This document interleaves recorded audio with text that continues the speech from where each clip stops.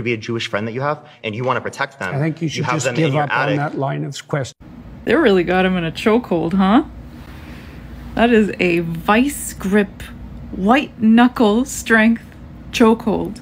I always thought Jordan Peterson's most embarrassing moments were public knowledge.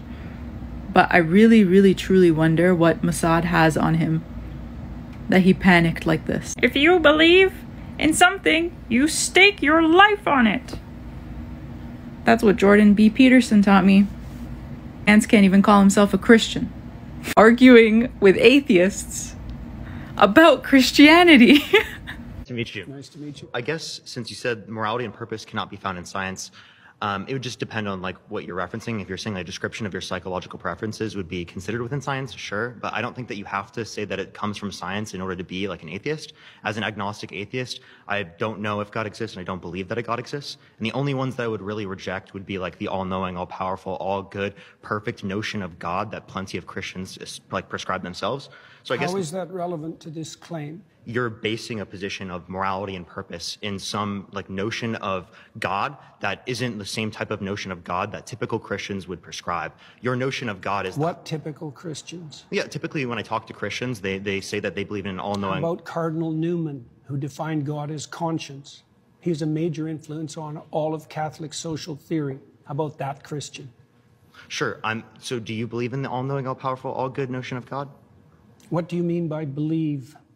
Do you think it to be true? That's the circular definition. What do you mean when you say you believe? How is that circular?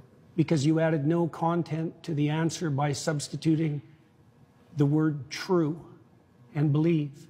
I said you think it to be true. All right. So if you believe something, you stake your life on it. What do you mean by that? You live for it and you die for it. That's what I mean by that. It isn't something that you say.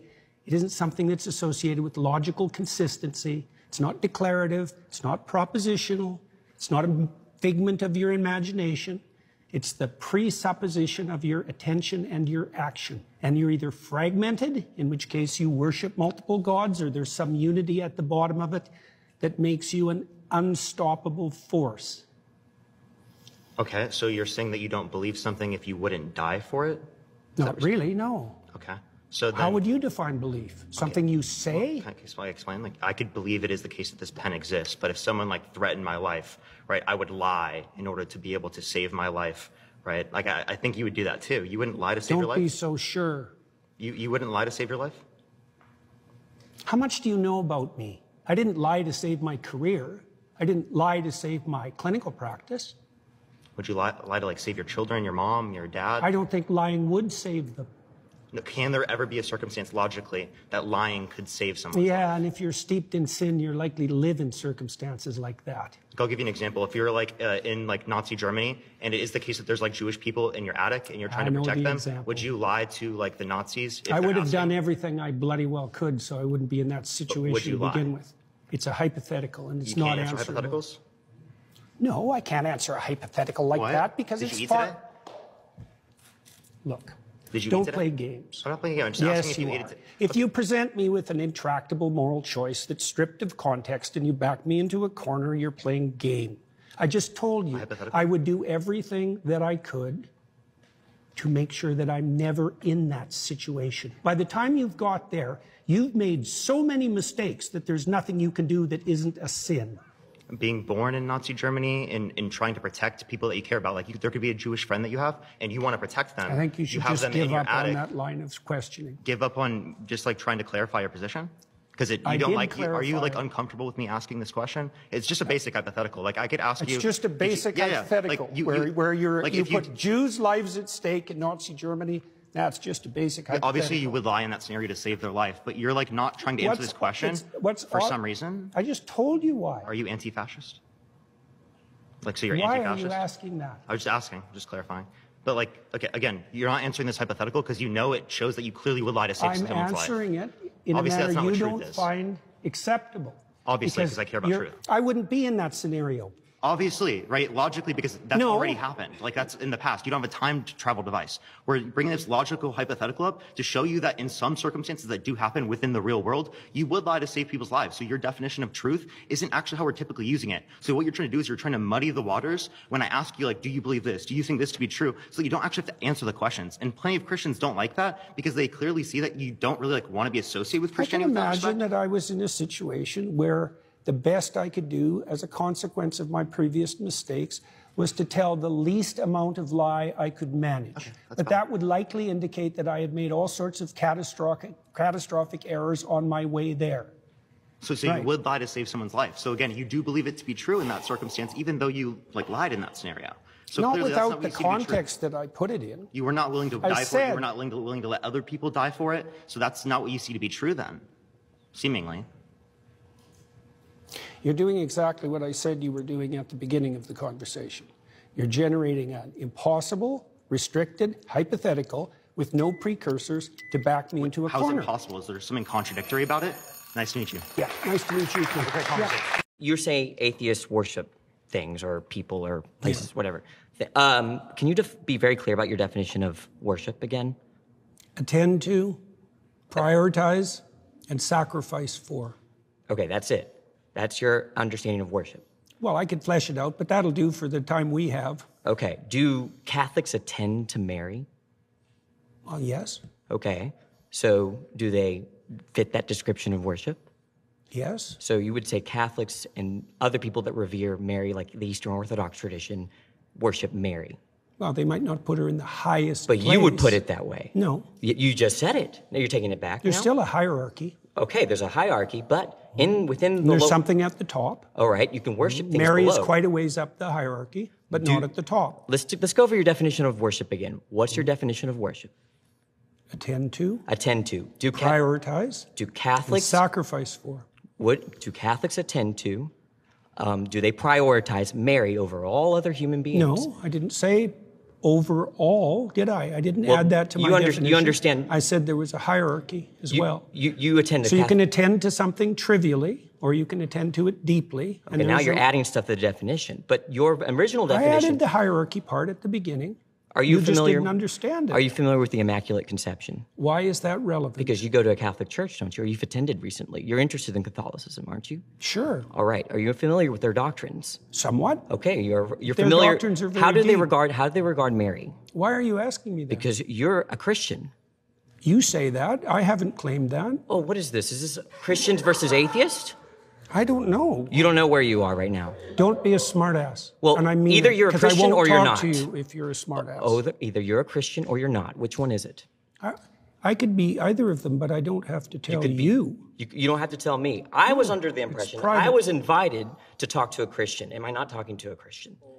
No, you were invited to. I think everyone should look at the title of the YouTube channel. You're probably in the wrong YouTube video, You're really quite something, you are. aren't I? But you're really quite nothing, right? You're not a Christian. Okay, I'm done with him.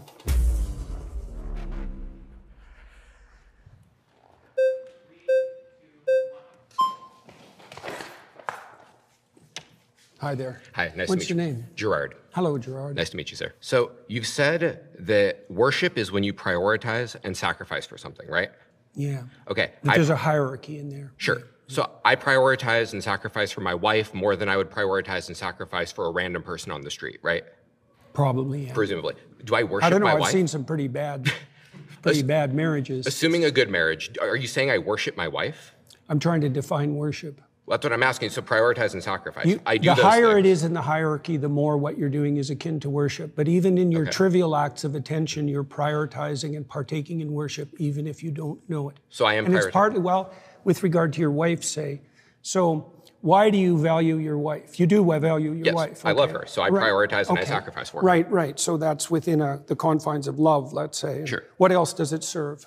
What else does what serve? Your love in your marriage? I mean, I am married to my wife because I love her. That's Yeah. also why I prioritize and sacrifice for her. I certainly wouldn't think I worship her, and I don't think anyone else would make that. I'm Are you trying to making make that a claim? definition. Okay. Yeah, that there's a hierarchy of attentional priority, and as you move up it or down it, depending on whether you think about it as a pinnacle or a foundation, you move more towards worship. Right, Okay. so even the small things, I'll give you an example. Imagine you go on a date, Well, imagine that your aim is a long-term relationship like a marriage. Okay, now imagine that your aim is short-term sexual gratification. Your pattern of attention is going to vary during the date, depend on your ultimate end. That's the hierarchy. The way that you attend to your wife is dependent on your ultimate aims, even if you don't know it. So at what point is it worship? Because it sounds like you're saying worship is almost a spectrum, right? It's not a binary, it's not a It's kind of like, that's a good question. When It's when is it worship as opposed to just, I love my wife? The closer you get to the top or the bottom, the more it's more like How worship. close to the top? Because I don't think I worship anything. And if you're saying I have to hit a certain threshold for it to be worship, it is possible I don't worship anything then, right? It's not possible that you don't worship anything. What do I worship? Because you wouldn't attend. Well, love. So you think I apparently. worship love? Do you attend in consequence of love? See, do. I'm trying to define something. What do you mean worship? Well, I told you what I meant. What do you mean? So I mean, something you worship is something that you have a reverential view for in a manner in which you believe it to be above and beyond normal things you like. Like you So do presumably you have worship that God. attitude towards your wife? I have that Do you attitude. privilege her compared to other women? Of course I privilege her compared to Okay. other women, but I don't worship her. Nor does she worship me. By the definition you just offered, yes, you do. Because you just offered a definition that involved prioritization and elevation. Well, and thinking that she is divine above and beyond what a normal, natural phenomenon can be. Not other women, no, beyond any human being could ever be. I will prioritize her over any other human, but I don't think that she is some You're making the being. assumption that only the thing at the top or the bottom has anything to do with worship. And I'm saying that's not true. It's a hierarchy of prioritization. And there's either something at the top or the bottom, depending on the metaphor, or you're fragmented and confused. Those are the only options. So let's say you're either going in many directions, okay, or you're going in one direction. So let's suppose I'm fragmented and confused. Then you agree I don't worship anything. No, then you'd worship multiple things. So what's the threshold when it's worship, right? I prioritize a lot of stuff. I said that the closer you get to the pinnacle, or the closer How close? you get... Can you give me some sort of metric? How close do I got to get to this pinnacle? Do you know the difference between cheap literature and deep literature? Yes. Okay, that's the same issue. And how do you distinguish between them? What's the difference between cheap and deep? I mean, it's really an opinion-based thing, right? Is it? So it's just an opinion that Dostoevsky is better than a porno magazine. Well, I've spoken to people who think To Kill a Mockingbird's cheap. It's one of my favorite books. So, I mean, people will differ on opinions. Well, just because people are stupid about things doesn't mean that their opinion is valid. That's certainly true. I agree with that. Okay, well, do you think there is a hierarchy in literary quality? I think that there is a hierarchy to an extent in literary quality, but I think once you get to a certain threshold, it is just opinion. Like, I agree. Dostoevsky is better than a porno mag, but is F. Scott Fitzgerald better than Ernest Hemingway? I don't know. Yeah, fair enough. Why do you think that? Because of what a book is, what literature is. Dostoevsky, he follows what literature is the purpose of more than the porno magazine does. Good. Well, so it's about purpose and definitions. Sure. Let me give you an analog then. Okay. The depth of worship is analogous to depth of literary significance. And the closer you get to what's deep, the more religious and worshipful your practice. So and maybe you don't know what's at the bottom, but something needs to be, or you're confused. Well, so to use your analogy then, how deep do I have to go for it to be worship? Do I have to be Catcher in the Rye? Do I have to be War and Peace? Or it depends on what you're seeking for. I'm seeking to know whether I worship something. You've claimed I worship something, and I want to know. If you want to have a deep and meaningful life, then you have to go all the way to the bottom or the top. And insofar as you're capable of doing that, because otherwise you'll be fragmented and miserable and anxiety-ridden and hopeless. So I have to worship something to have a meaningful life. And There's no difference between those two things. Okay. They're the same thing. So if I don't worship anything, my life will not be meaningful, correct? Well, that's the definition of nihilism. Okay. So if I'm a nihilist, I don't worship anything. That's true. And then you... okay. Mm-hmm. You just said everybody worships something. I think you just agreed there is a class of people that doesn't. Well, they're incoherent in their... God says that you can own people as property. He says that you can beat them with a rod, too. He commands genocide in Deuteronomy, in Numbers, and in Samuel. I mean, they have a goddamn baby barbecue in Numbers. Like, is all of this in line with Christian ethics? No. So then God doesn't fit within Christian ethics? Well, the biblical library is a continuing story, and everything written in it has to be contextualized by the entire text. There's 65,000 hyperlinks in the biblical text. And you can take pieces of it out of context and criticize them, and that's what you're doing. But that's a mistake. I think it's an analytic mistake because you're putting the cart before the horse. I really don't think so. I think that if we say that something is Christian ethics, then I think that all of the books essential to Christianity would fit with it, especially if it's like the main character. When we're talking about how do you deal with God, the morality of war? So, how do you think you should deal with the morality of war? Sure. Because I feel like the morality, like I feel like Christian ethics, like this is kind of, I guess I just think it's like kind of an absurdity to say that God doesn't fit within Christian ethics, but sure, well, we can go on my ethics, that's totally fine. I don't know what you mean by an absurdity. What game are you playing with that Well, I just think that it's an absurdity to say that the Christian God doesn't fit within Christian ethics, that like the Christian God isn't like Christian ethical. I said that the specific statements that you made don't take the context of the stories into account, and so that your analytical approach is faulty. Sure. Don't put words in my mouth. Sure, then let's go through the example. Yeah, so, and I apologize. So let's go through the example. So in 1 Samuel 15:3, God says, go and slaughter the Amalekites, slaughter the men, the women, the children, the infants. What's the justification for that? Is that in line with Christian ethics? That's a good question. I don't really know what to do with the terrible, blood-soaked, saturated history of the human past. I don't know, and I don't think anybody knows. I mean, what you try to do in your own life, as far as I can tell, is to conduct yourself in a manner that makes such things much more unlikely. I totally agree. We're all saddled with the problem of the catastrophes that got us here, aren't we? Yeah, but this one was commanded by God. That's the problem. Yeah, That's what differentiates it from anything else, is that this one, it's God saying, go and do this atrocity. Do you think that there's ever such a thing as a righteous war? I'm skeptical. I'm not sure. It would probably be situational. Well, right, fair enough. Yeah, but this one certainly wasn't a just war. The context for the Amalekite slaughter is that 400 years earlier, they fought one battle, which they lost, and God says, that's it, I'm going to wipe them off the face of the goddamn earth. And then 400 years later, he commands the Israelites to genocide their great-great-great-great-great-great-grandchildren. That's not a just war at all. And also, a genocide is not a war. Well, a genocide can be a war, but... Absolutely not. Look, the genociding of the Amalekites, the men, the women, and the infants, that's not a war. The infants aren't combatants. Look, I already said that it's very difficult to look at the blood-soaked past and to know exactly what to do about it. The answer I gave to the gentleman who is sitting here before you is that it's necessary to read a text like the Bible at all of its levels of analysis simultaneously. And there's a directional morality that emerges across time, that has its roots in the Old Testament, for example, with its restrictions against murder specifically, that makes itself manifest in the Christian texts as the insistence on voluntary self-sacrifice as the foundational belief. That's a profoundly anti-violence ethos. Do you have the belief in your theology? Well, what do you think of that? Wait a sec. Now, redress what I just said. So I'm about to address it, but I'm addressing it with a question. Do you think that God is, by his very essence, perfect? You'll have to provide more. Sure, just like maximally great and all, like the great making qualities. Sure. Yeah, like flawless. Yeah. So, so does a flawless thing change? Does a flawless thing reveal like more and better information over time, or would a flawless thing say, here's what's good, here is the absolute good thing to do at all circumstances in time? Well, we know some of that.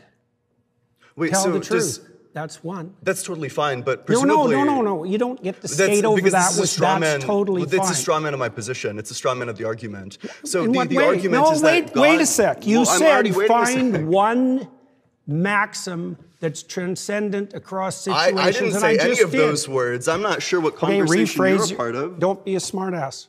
I'm sorry. Seriously. I mean it. If we're going to have a serious conversation, conduct yourself properly. Okay. Rephrase your question so that, because I must have missed it. I tried to answer it. So in my mind, I guess by my lights, a perfect being doesn't change. A perfect being, if they're maximally good, maximally moral... Does our understanding of the perfect being change? Our understanding might, but presumably what the perfect being is revealing... Well, I agree. How do we distinguish between that, though, at the human level? How do we distinguish between whether... Between our transforming understanding of perfection and perfection itself. Between our... Yeah, well, we can only see through our own lenses. Presumably a perfect being would be revealing all of these aspects all the time, especially if God's outside of time. I don't know how a God who's outside of time is revealing different things at different times. That just seems like incoherent to me. Imagine something that's perfect. Sure. And complete. Sure. Okay, and it's trying to communicate with creatures who are anything but that. Sure. Well, they're going to get it wrong. Sure. Okay, now wait a sec. Do you blame that on the interpreters or the phenomena itself? Like, for example, are you perfect in attending to your conscience? Hold on. At the point in time when God is literally the one who created us, he could have created us in a way where we would always be receptive to these principles, where we don't have to go across like a learning curve where, maybe we'll understand like free will. thousands of years in the future, maybe we'll do it. Oh, also, if you believe in an all-knowing God, then free will is impossible because wait a sec. Let's not go to that yet. You threw free will into the mix. Well, that was the answer to your question. Yeah, and you I'm said, saying why that's wouldn't incoherent. God... Well, it's 1,000 years of deep thinking philosophers would disagree with you. But and 1,000 years of, or at least like the last 50 years of philosophers would disagree with you. These analytic philosophers, people like Graham Oppie make arguments about the incompatibility of omniscience and free will, that if God created this world, if he chose this world instead of that world, then he makes it causally inevitable every single action that you are going to make. If he made a world where we were just electrons in love, then none of this would have happened. But by making us in this world, knowing exactly what's going to happen in the future, it makes all of those events inevitable, which means that they're all causally determined, which means that we have no free will if you believe in an all-good God or an all-knowing God that made everything. Well, have it your way. Okay, cool. So then the free will theodicy fails. Well, it fails for you. That doesn't mean you've disproved it. I mean, you tried to make the argument? Yes, you tried to make a case for a causally deterministic universe. I don't think there's any evidence for that at all. Do you think that God could have created a different universe than the one that he created? I have no idea. Okay, so then there's going to be a double bind, right? So either he couldn't have done it, in which case he lacks a power, or he could have done it, in which case we don't have free will, because he chose this world instead of that world, making the events of this world instead of that world inevitable with his infallible knowledge. I don't understand where you're headed. Well, it just means that the free will defense fails. Like all this, under your view, if you want to have it fail, no problem. I don't know why it's relevant to the issue we're discussing. Do you acknowledge that under your view, free will doesn't exist? No. Oh, then do you want to respond to the argument? You'll have to phrase it more clearly so that someone like me can understand it. Yeah, gotcha. So God already knows in advance everything that's going to happen, which means that by making this world instead of that world, everything is inevitable, which means that God's act of causing this world instead of that world... Inevitable doesn't mean determined. It's causally inevitable if God chooses this world instead of that world. Doesn't make it determined. Causally inevitable means determined. No, it doesn't. Absolutely, yes, it does. Well, have it your way. Okay. What does it mean to accept Christian values precisely, or Christian morality?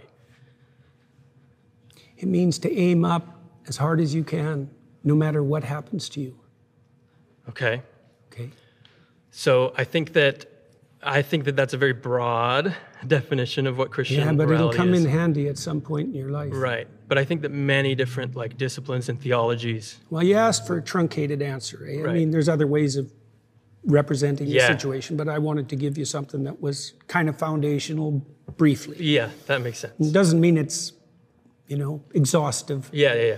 I could say that you would have to believe that Christ is God and he died for your sins, right? But that's in a very difficult way to understand. That's the same claim. Yeah. If there are other theologies and disciplines that have similar types of values, how then is that definition mean? Wouldn't those also be Christian values under your definition? That's a good question. I spent a lot of time studying different religious systems from all over the world and found multiple interesting layers of concordance. Right. So, for example, in ancient Egypt, their god Horus, who was the reviving god of the totalitarian state, the corrupt he was the god of attention. Right, and the Jews hypothetically came out of Egypt, and there was crosstalk between Egyptian and Jewish foundational morality, and then that bled into Christianity. I mean, human beings all over the world have come up with moral systems that fit roughly into a pattern, and they're very usefully studied. I learned a lot about Christianity by studying Taoism, for example, a lot. So I think you can make a case that Christianity formalized the landscape of good and evil more comprehensively and in more detail than any other religious system. And I think that that's part of the reason that it defeated paganism and spread so broadly across the West and is still dominant, still understructures our culture, for example. The way you feel about Horus or Taoism or something is how I feel about Christian morals. I think. Yeah, but how do I feel about them? Well, that you took inspiration from them, you learned from them. Maybe that's a good start, right? You know, because I would say that actually constitutes belief. You know, like you said. Well, look. Right. In Noah, in the story of Noah, right? Noah is inspired by the apprehension that all hell is going to break loose. Okay, yeah. He regards that inspiration as God.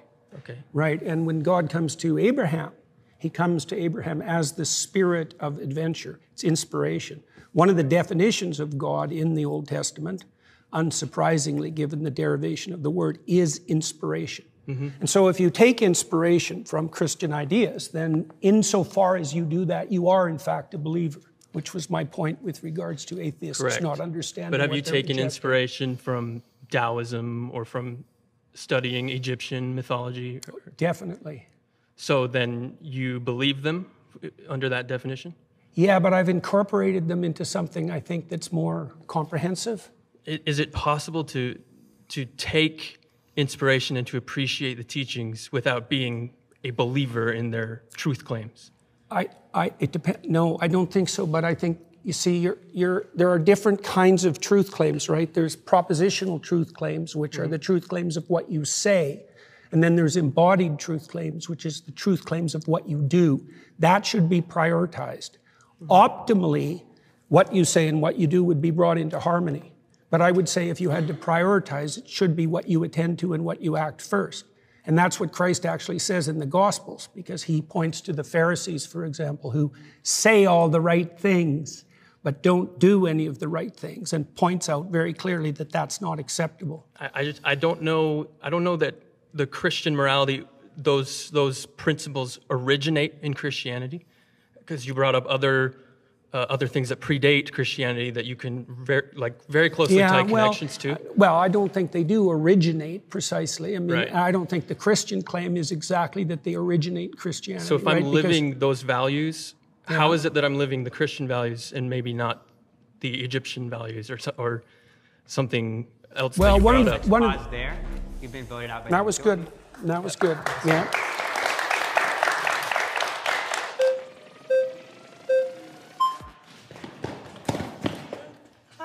Hello there. How you doing? I'm good. How are you? Good. What's your name? I'm Kumari. So I was curious about this Christian morality that you're talking about, because a lot of my issues with Christianity have to do with the base morality of it, specifically with the idea of the rapture and how we see people that aren't going to come up with us with the rapture, and that concept of heaven and hell. I don't really agree with that morality, but if you could explain that to me and how I do agree with that, I would love to hear. Well, I can't explain the rapture to you because that isn't something I concern myself with, and that's more of a sectarian belief than something that's central to Christianity. Now, there's all sorts of evangelical Protestants who might disagree with that, but that doesn't have anything to do with me. You asked a deeper question with regard to, let's say, heaven and hell and judgment. Yeah. Well, that's a tough one, right? I mean, sin, you could put it this way, sin is what puts you in hell. Right, and so then you might ask, well, how do you know you're in hell?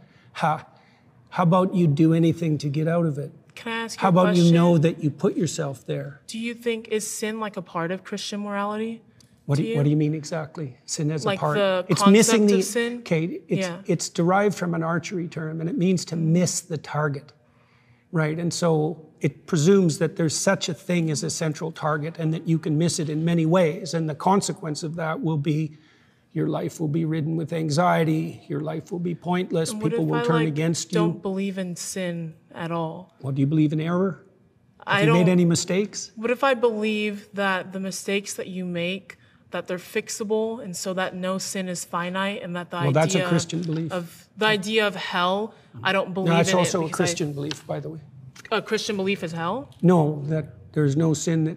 Well, there's one. The sin against the Holy Ghost is unforgivable, but that's really the sin against the process that would enable you to learn. Okay. But there's a Christian belief that hell does exist, and if I commit sin, I'm going to go there, correct? Yes. So what if I don't believe in that? I think that when you, can I explain a little bit? Sure. Okay. I think that when you commit sin, that it's because of a lot of environmental factors in your life, like where you were born and who you were raised by. And so there are certain things that lead you down a dangerous path. And once you are dead, I think you're kind of removed of that person. There's no there are no factors of the earth that have to... what happens after death. Right. So I would ask you, in these times that you've suffered terribly in ways that you thought would never end, do you believe that you had any causal role in that? Like, did you play a part in that? In my own suffering? Yeah. Maybe sometimes I would say that there was a part that I played in that. Okay, but that's I also the thing to find that, out. I think that maybe it's like a concept of free will that I don't really believe in, somewhat of free will, that I think that there are certain things in your life that lead you to do certain behaviors. And so when you commit those sins, you go to hell. I'm not too sure why you would still be reaping the consequences of that. Like I said, I can't address that. Do you believe that you can change? I do. Do you believe you can change for the better? I do. Do you believe that when you change for the better, you abandon the things you've done in the past that weren't good? I think that you can. Okay. Then that's very much in keeping with Christian doctrine. Can you explain to me how that's in keeping with Christian doctrine? You believe if you would go to hell for those things? You have a reductive view of what atheism is. You've defined religion so broadly to include any sort of having aim in life, any sort of cultural archetypes, or having a metaphorical substrate. And atheism to you is a very specific type of like 3 people in the world that are these Raskolnikov type of, they want to get away with a perfect murder. It seems like you have the reductive view of what an atheist is. Well, let's start with your claim. How do you define the God that you're rejecting? Like, what is God to you? You studied in the church, you found that unsatisfactory. How would you characterize what you rejected? I think the average Christian believer, when they say that they're Christian and they believe, they mean some sort of God that is all-powerful, all-perfect, is somehow involved in the matters of this world, and that we look to them through wisdom and with Logos incarnate in Christ. And it also seems like you don't believe in religion in the way that the average Christian says that they believe in religion. And there are as many gods out there as there are believers, because everybody has mutually exclusive and different views of what God is. So it seems like... Well, if everybody had mutually exclusive views of what God is, no one could speak to each other. The mere fact of communication presumes a commonality of assumption and definition. And it's certainly not the case that I regard any archetypal manifestation whatsoever as equally religious. So that's not a real claim. Let me give you an example. For example, there's a sub-narrative in the story of Moses where Moses is rewarded with a glimpse of God. Okay, and that's one of the ways that God is characterized in the Old Testament stories. Yes. Now, Moses is a faithful servant of God and a good man. At least that's the case within the confines of the story. One possible interpretation. It's the case within the confines of the story, obviously. Not obviously. When we look at the Bible can't precisely say anything because there are so many different exegetical and hermeneutic views of this particular book, and that everybody has everybody has disagreed historically on, it seems like, even the most benign detail about a book this big. And it seems like you can only say that the Bible says something if you first presuppose that it's univocal. So your claim essentially is that Moses in the Old Testament plays the role of a villain or is irrelevant? Because the alternative claim is that he's good. I'm saying that we can't know, because we can't talk to those authors. If you are going to start with the presupposition that there's nothing I can say about any of these stories that you're not going to disagree with from the perspective that there are multiple potential competing claims, then I can't speak with you. So we also have a short time here, so I want to get to the core of what you're arguing here, and I'd love if we could... The core of what I'm arguing is that atheists reject God, but they don't understand what they're rejecting. So I'm trying to give you an example of what's being rejected and its complexity. Okay, so God rewards Moses with a glimpse of the divine. So this is a definition of the God that atheists are hypothetically rejecting. A possible one. I said I didn't say the. I said That is possible, yes. Okay. So despite the fact that Moses is a stellar character and he's had a long and difficult life and can withstand a lot of difficulty and travail, God puts him between 2 cliffs. So he can just see a crack of what's in front of him. And when God walks by, he allows him to see his back. Okay, so the implication of that story is that the divine is fundamentally unknowable. It's a pinnacle experience, and that people in their finitude have to be shielded from a comprehensive vision of the basis of reality. Well, that's not the God that's defined in that manner, right? It's not a simple personification. It's not a simple old man in the sky. It's something that in its essence is unknowable and overwhelming.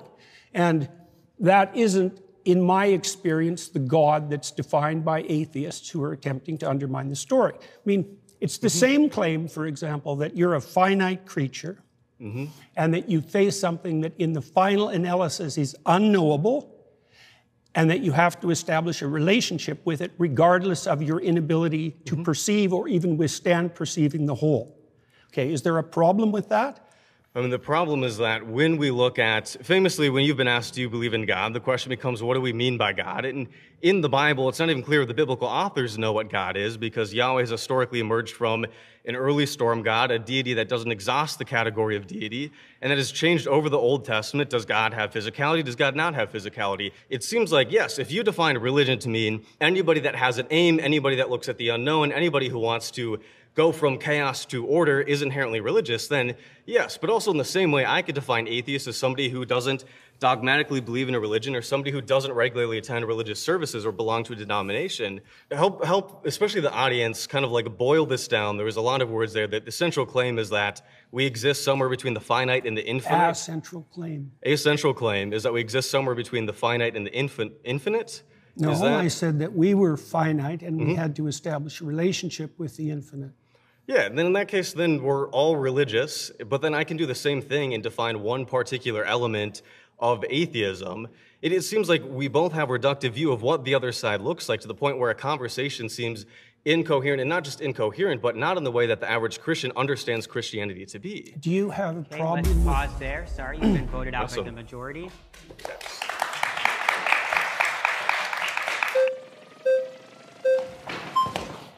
Hey, how's it going? Nice to meet you. Nice to meet you, David. David, good to see you. Tell me everything that you know about the Polynesian deity Lono, L-O-N-O. I don't know anything about the Polynesian deity Lono. So you're rejecting something without knowledge of what you're rejecting. I'm not rejecting it. No more than I'm rejecting do you believe anything in Lono? that I don't know anything about. Do you believe in Lono? Do you believe that he is a deity that exists in the world, exists in the universe, that exists in the existence of everything? Do you believe that Lono is a I'll answer that being? question once you answer my question, which is, do I reject everything that I'm ignorant of? Because that's your presupposition that undergirds your argument, and unless you can prove that that's valid, then there's no point. My question is quite simple. Yeah, but that doesn't mean it's formulated accurately. Do you believe that Lono exists? Yes or no? I'm not going to answer that question for the reasons I just described. You already insisted that if I reject something, that if I'm ignorant of something, I reject it. Do you think that everyone in the world has to know everything simultaneously for that to be valid and true? I think in order for your argument to be true, in order for it to be true that we atheists don't understand what we're rejecting, then you need to also apply that to yourself and to Christians and to Muslims and to any other person on this earth, where if you don't understand what you're rejecting the belief in, then you can't reject the belief in it. That's the implication of your claim. I didn't say that I rejected the belief in Lona. I said I didn't know who Lono was. I didn't say anything about rejecting. That's because I've asked you several times and you haven't, but let me get to my even greater point. You're saying atheists don't understand what religion is or what God is in order to be able to reject it fully or completely. We have someone over here who studied it in their own way. I've studied religion. I have a degree in religious studies, specialty in Christianity and Mediterranean traditions.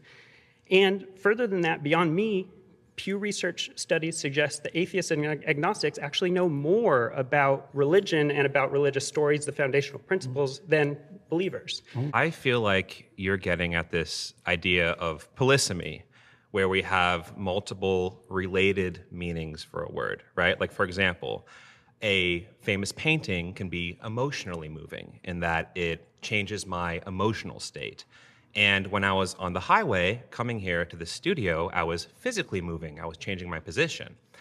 If I said, I believe the Mona Lisa is very moving, and you said, you don't really understand what you're saying, it's nailed to the wall, I would say that you're the one who doesn't understand what I'm saying, not the other way around. And the way that relates to this is there are many concepts of God. And I'll admit, I find a lot of what you say about that interesting. I'm familiar with it.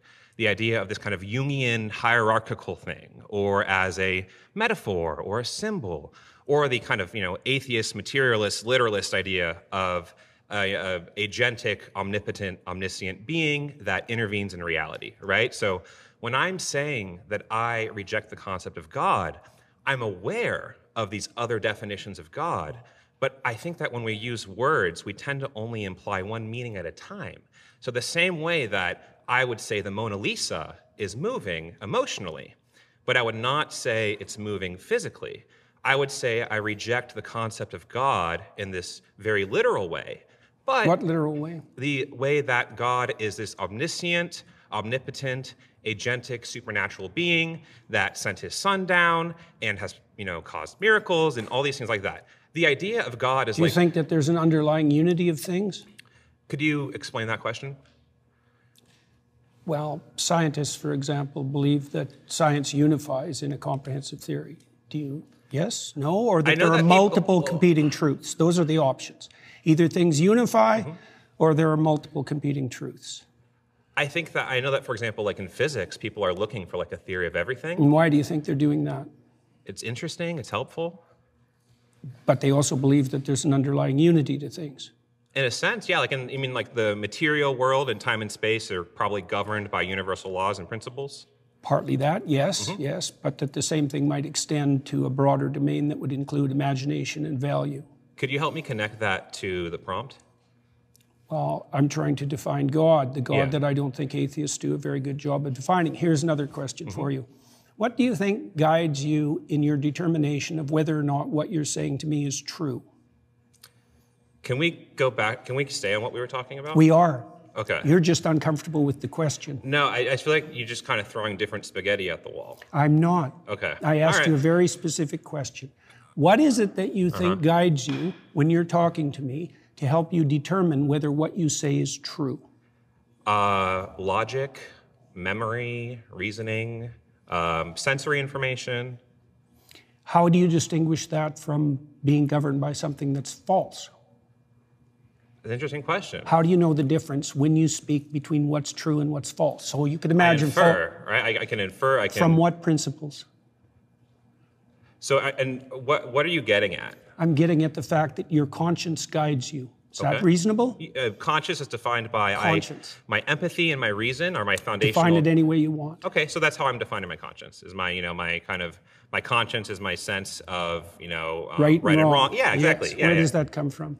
I would say that comes from an evolved capacity to empathize and a recognition of the benefits of engaging with and nurturing that capacity. And then that empathy is constrained and guided by reason, right? Like, for example, I am driving down the highway, there's a kitten in the road. I'm going to empathetically feel, oh my God, I want to save the kitten, but then reasonably, like I'm going to get hit by a car, right? So that's sort of the process through which I make ethical decisions. Okay. How do you constrained by reason? Do you think that people can differ in their response to something empathically? Yeah. Is there a mediating principle that can tell you one person who's empathic and another person who's empathic that disagree, who's correct?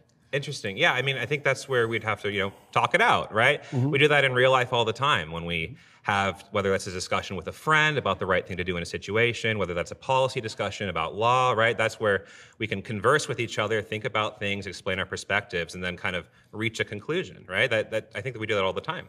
So Elijah, the prophet Elijah, defined God in the Old Testament as the voice of conscience within. Okay. That's a definition. So you're saying by that definition of God, I see this is kind of goes back to where I'm saying initially. I'm not defining it. Elijah defined it. Okay, so as Elijah defines God. It's defined that way in Jonah too. Okay, so as Cardinal Newman also defined it that way. As I'm sure you know many people who've defined it that way. And it's impressive. You're a very knowledgeable person. I'm not trying to be impressive. I'm just pointing out to you how God is defined in the Old Testament. All right. So to respond to that, I do think there are lots of interesting ways to define God. And that goes back to my kind of opening Then how statement. do we specify what we're arguing about? We use context clues, or again, it goes back to my example of the Mona Lisa. I'm defining God as conscience. Okay. So that's interesting, but then you're kind of expanding the meaning of God. No, I'm not. That's how it's defined in the Old Testament. Okay, in Elijah and in Jonah. Sure. So It's not whoever. Okay. Elijah is one of the major Old Testament prophets. All right. He's equal in stature to Moses. Okay. So it's not arbitrary. All right. So that is interesting, but it's not relevant to the context with which I am using the term God. It's directly relevant. Atheists reject God, but they don't understand but what they're rejecting. You accept conscience as a guide, and conscience is one of the defining characteristics of God in the Old Testament. I think you're being intellectually disingenuous. In what way? Because, again, I asked you if you believe that conscience guided you. You just asked me a question, and then you stopped me from answering it. In this setting, you understand the way I am using the term God and belief. Not in the least. I don't understand how you're using it in the least. That's why I'm trying to define it. My definition of God as conscience is a lot more precise and oriented than your definition of the God that you hypothetically disbelieve in. It's irrelevant to the fault lines of this debate. How is it irrelevant? Because in common parlance, when we're talking about atheist, God, belief, not belief, I don't care about common parlance. I'm trying to get to something fundamental. I think your point is irrelevant to the way that people tend to use these words. Your point that there are these polysemous ideas of God. I didn't make that point. You did. I made a specific point that God was associated with conscience. I just feel like you kind of retreat into this semantic fog. I'm not retreating at all. I'm advancing, sir. You are retreating. Okay. All right. Well, it was very nice to meet you. I appreciate the conversation. Yeah. It's very brave of you to do this. Thank you. My next claim is that morality and purpose cannot be found within science.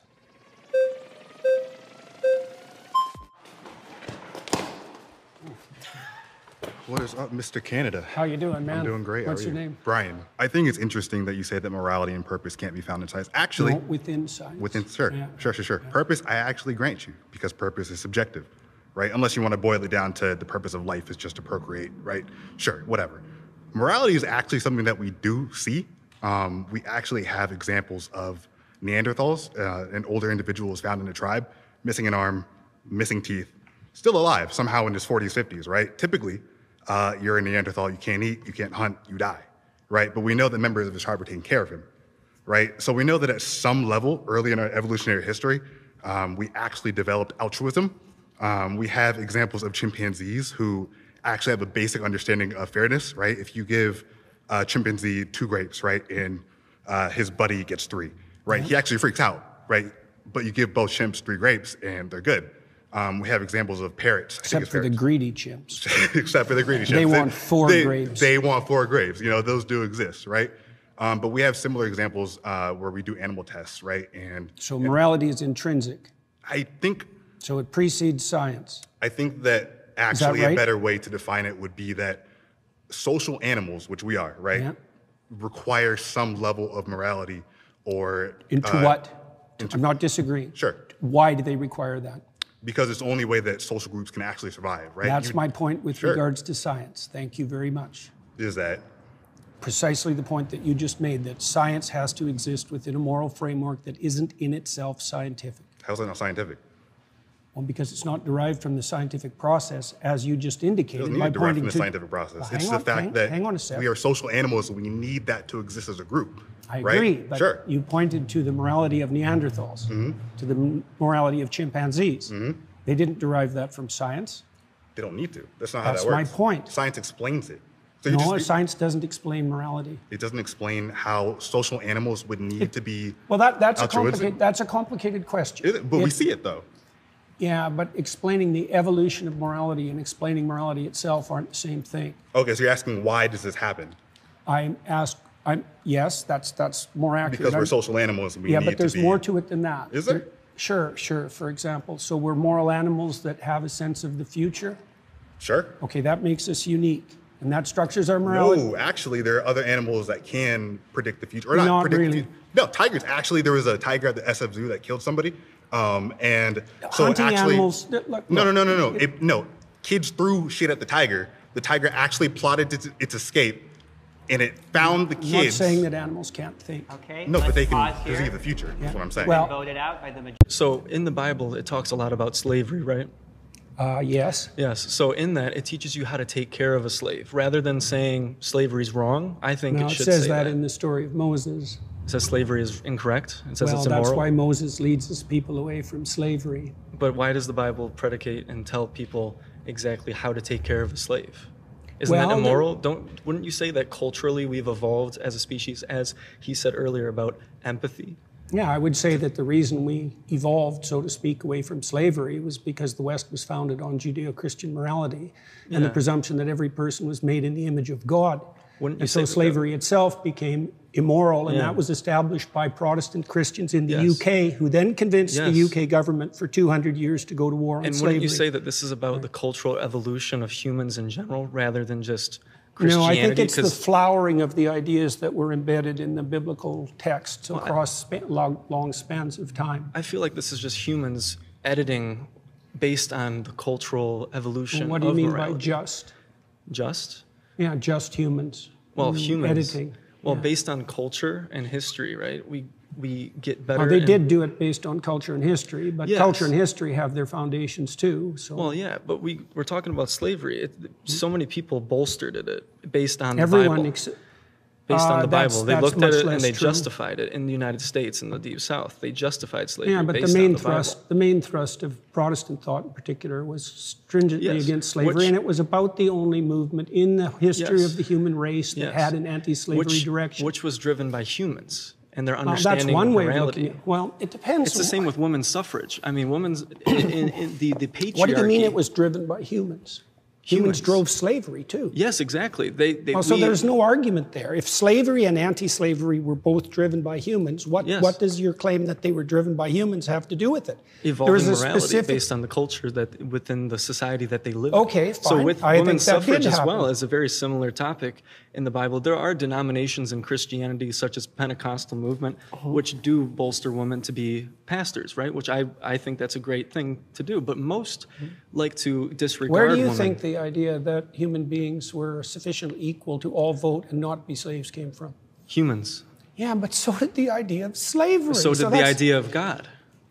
Fine, but what's your point? Like, you're not making an argument. You're just saying all thoughts come from humans, regardless of the thoughts. It's not driven by a higher power. It's driven on our experiences as humans, which is what is best for all people. Is it driven by conscience? It could be.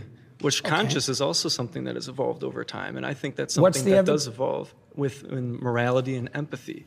Okay, I don't understand the point that you're making. My point is that God influenced slavery. People looked at the Bible and went, this is moral because God says so. Just like women's suffrage. There's lots and just like homosexuality. All human societies were slave owning. So you can't blame that on the Bible. If humanity decided... Oh, wait, address that first. What, about slavery? All human societies were slavers. So you can't blame that on the Bible. Well, you can say it bolstered it. Well, not if you look at the broad sweep of history, because it was the Protestant Christians based on their UK, interpretation of the Bible. It was the Protestant Christians... Which evolves over time. Let's pause there. You've been voted out by the majority. All right. Well, it was great talking with you, nice sir. talking to you, too.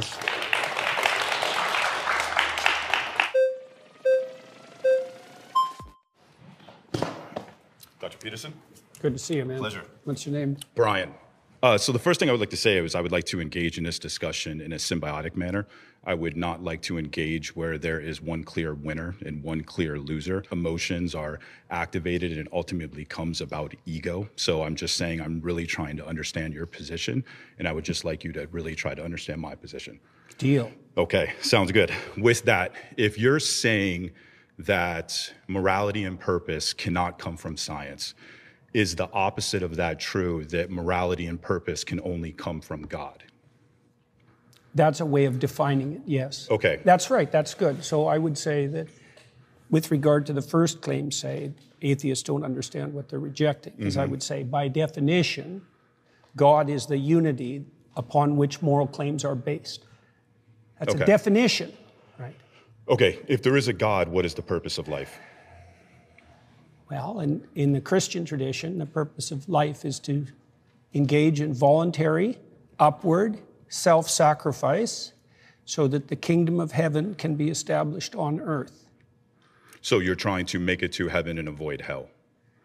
Yes, that's a good way of thinking about it. What is the purpose of heaven?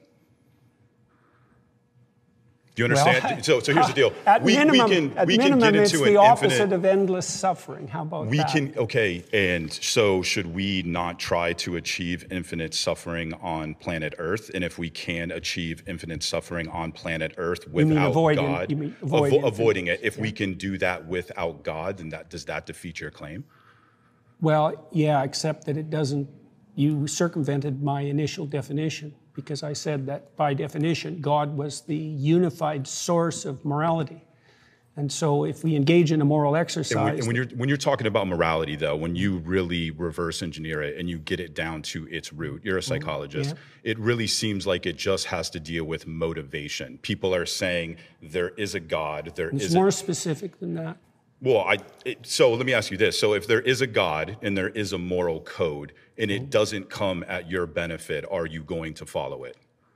It depends on how you define your benefit. If it's going to come at your expense, would you still follow it? If God came down and said, here is my moral code and you should follow it, but even if you follow it, you are still going to end up in hell, are you going to follow it?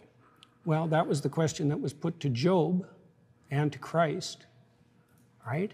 Because they were required. Hang on, I'm answering your question.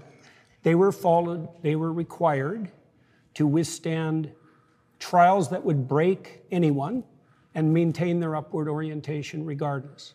And they did that with the motivation of believing that this omnipotent, all-loving God would somehow turn it into a benefit. So they still did it solely for their benefit. So let's define. Hang on.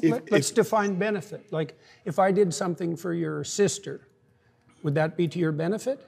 Like, how are you defining your benefit? Do you mean one of your whims gratified now? Or do you mean you and everyone you love and know over some reasonable span of time? Like, so what do you mean by when you're talking about whims, I think you're talking about something that's more dopamine. When you're talking about morality, you're talking about something that's more serotonin and more ultimately satisfying. So you and I agree on a lot. I mean, when it comes to talking about how men should be masculine and things of that nature, you and I are 100% in agreement. We just don't agree on the justification that God is the only thing that provides morality. It's not a justification, it's a definition. What's the difference then between a definition and a justification? I mean, it's ultimately psychologically the same thing. Well, we have to define what we're talking about before we can debate. Okay, well, right? so here's my position. So I said that God, among other things... I'm actually a non-theist. I'm not an atheist. I believe the human condition is one of uncertainty. And what that means is that I don't believe that you can conclude there is a God with certainty, and I don't believe that you can conclude that there is a God without in the same position. Now, with that, I don't care. I still wake up every day, and I have motivation to be a moral person. Define moral. Moral, what I ought to do. Okay, and how do you come to that conclusion? And what I ought to do, ultimately it comes down to what not just benefits me, but what benefits the entire planet, what benefits the entire system. I think that your entire moral perspective comes from linear thinking, and when you look at the reality of the universe, it's actually more so holistic. So when you look at how Aristotle defined God, when he said that there had to be an unmoved moved or an uncaused cause, he was defining God from a linear perspective, and you do the same with morality, and you do the same with purpose. How does my definition of morality?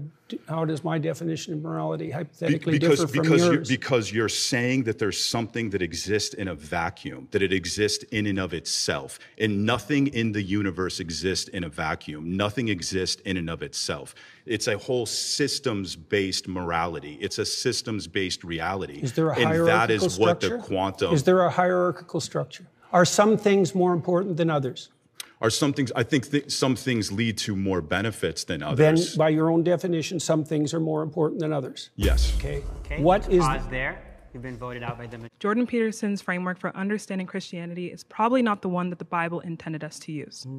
In regards to the way that you interpret the Bible, I don't see, you have said in some circumstances that there's not a way to kind of say whether or not ontologically the historical claims made by the Bible are true. Like, for example, the story of Cain and Abel. You've said that this story is like a meta-truth in the sense that it exists all throughout time, culturally. And the way that you define meta-truth, I don't see a distinction between that and like a metaphor, right? But and you also say that you cannot say whether this story was true. You can say that it exists eternally, you know, metaphorically, but you can't say that it's true. And if you can't say that there are historical facts being said in the Bible as stories that weren't really said with much ambiguity, how can we say that we can understand the Bible in the way that it's meant to be interpreted? Like, if you cannot make any claims about these stories, right? You don't know whether they're true or false. How do you know that your interpretation is the correct way? So that's why I picked you. You ask intelligent questions. Thank you. Yeah, that was good. What do they say? By their fruits you'll know them. Okay. Right. Well, so one of the things I look at is the impact of what I'm doing. Right. And so I know a lot of evangelical Christians, a lot of Catholics, a lot of Orthodox Christians, a lot of people from other faiths. And they've told me, like many of them, that they found my interpretations very helpful and that it deepened their faith. And so that's interesting because I wouldn't have necessarily expected that to be the case. And I've also talked to thousands of people who've told me that they came to understand the foundational stories of their culture better as a consequence of listening to me, and that they did everything they could to sort out their lives and that it worked. That's many different pieces of evidence that all converge on something like the practical and conceptual utility of my approach. Now, is it the same? There is a lot of approaches to biblical interpretation historically, and what I'm doing is possibly less new than you think. Yeah, I want to make a claim on whether this evidence is enough, right, to substantiate whether or not your interpretation is going to, you know, be more plausible, right, be the most plausible. Because in regards it's an open question. Yeah, right. You bet. So in regards to how we interpret the Bible and how we see the Bible, something can add value to someone's life. An interpretation can add value to someone's life. An interpretation can connect you to your conception of what your faith is. But if it's the quote-unquote interpretation that God does not intend, that can lead to a plethora. That's certainly the case. That's why the medieval Christians were so concerned about heresy. Exactly. Yeah, because they felt, and that's why the Catholics objected so much to the Protestant Reformation, because they believed that the fractionation of Christianity would result in an indefinite fractionation, right? Well, and that's exactly what's happened. Right. So yeah, that's definitely a problem. I think one of the foundational principles, for example, there's a foundational principle in the Old Testament of hospitality, right? So what you want to do if you set up your local environment properly is to make it welcoming to people voluntarily. And so one of the ways you could judge the validity of the interpretation of a classic story is whether or not that interpretation might be regarded by someone as welcoming. Does that represent something you'd actually like to have if you were acting in your own interest in the long run? Right, and we can talk about that. Like protect you from fear might be another one. Exactly. So we can talk about like how these interpretations of the Bible, like if they kind of resonate with us. And I think that can in some case be some kind of like evidence, oh, this might be true, but I think we need to ask, is this evidence damning, right? Is this evidence certain, right? Yeah. So, but I do want to look at, again, the consequences and our understanding of this interpretation once more. So we look at, again, the story of Cain and Abel, and we say, yeah, so I believe this is a meta-truth. I believe that this story is resonant throughout cultures. That is all true and dandy, and I'm sure that is in some way, the story was put in here for the reason, right? To tell us about, you know, fights between brothers. But also, you can't say I do know or I don't know that this story is false or true in an ontological, historical sense, as a historical fact. Were there two people like that were specifically referenced? Okay, I don't think that's knowable, but I'm not sure why it matters to you. So the reason why it matters to me is because we need to know how we should interpret the things that the Bible says, and the things many ways. Right. But like, if we interpret sometimes poetry, sometimes history, sometimes fact, but sometimes for example, metaphor. The reason why it's important, right, very important, is because, for example, we can talk about something like God says, I believe it's like 1 Corinthians 15:17, something about how belief in God specifically as someone who resurrected or as someone who died for our sins is important, right? But we have to look at, if we can interpret that as just like, you have to believe that God is a symbol of sacrifice. That is different from believing that there was an actual person named Jesus Christ who died on the cross for our sins. True. So if you believe one and not the other, that can be the difference between you going to hell and you going to heaven. So if we cannot make, like, we cannot say that we know whether or not certain historical facts in the Bible happen, like even as just like events, like because the events matter, because again, God dying for our sins on the cross was an event. If we can't say that we know these things happened, these things did or didn't happen, this then leads us to kind of like the conundrum of how do we know what we are meant to believe, what the Bible intended for us to believe, and this can be very, very important to like our fate. Do you see what I'm saying? I've got no disagreement with any of that. What sort of response do you want from that? So you pushed me beyond the limits of my knowledge. Really? Well, I think there's so many things you can't know. I'm struggling. I know that the biblical stories are the foundation of Western culture. Mm-hmm.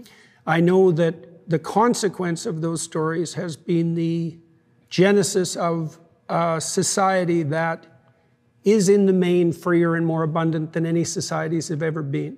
I don't exactly understand the relationship between those stories and that outcome, but it's not nothing. Right. But I don't know the answer to the questions that you're asking. You know, exactly. It's the case that forever when people have been interpreting religious stories, they wrestled with exactly the question that you just described. Mm-hmm. When is it fact? When is it poetry? When is it music? When is it metaphor? When is it ritual? When is it time-bound? But what I'm saying is that your interpretation of the Bible, if you cannot tell us, again, if these historical events happened or not, that can be the deciding factor in if someone is like damned to hell for eternity or if they go to heaven, right? So that's why I don't concern myself so much with that particular question. You know, like that would be something that would stem more from an evangelical viewpoint. And I'm not putting that down, by the way. Mm-hmm. You're asking me a question I really can't answer. Okay. I'm not claiming even that my interpretations are canonically correct. I can only tell you the consequences of having released them into the world, let's say. Right. So I guess we've kind of come to a conclusion about that, which I've kind of wrestled with your framework and pushed it kind of to its end, at least in the way that you can answer my question. So I don't know that we can more wrestle with that. See, I guess the problem is, you see, I don't exactly understand, I don't think anybody does, the relationship between fact and destiny.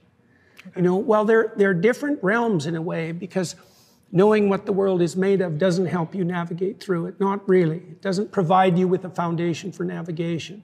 But knowing the facts of the world is obviously useful. And the relationship between those two things, part of that's the mystery of Western civilization and the continued competition between science and religion. To bridge this kind of understanding between fact and destiny is like an important question that the burden is on Christianity to answer, and specifically interpretations of Christianity. And if we can't do that, why is the burden on Christianity? Because it posits, right, that this interpretation, right, is going to be a way to understand God. But if it's faulty, right, that can what evidence would you accept? That would be an interesting question, because I've seen people try to answer the question, and I've never really been moved, because I can always attack and then again kind of get to this point where the answer is I don't know. Well, here's an answer. Let's pause there. I'm sorry, that's time. Okay. All right. Well, thank you so much for the rest. Well, I definitely picked the right person. Thank you. That was very good. Thank you so much. Very good. I don't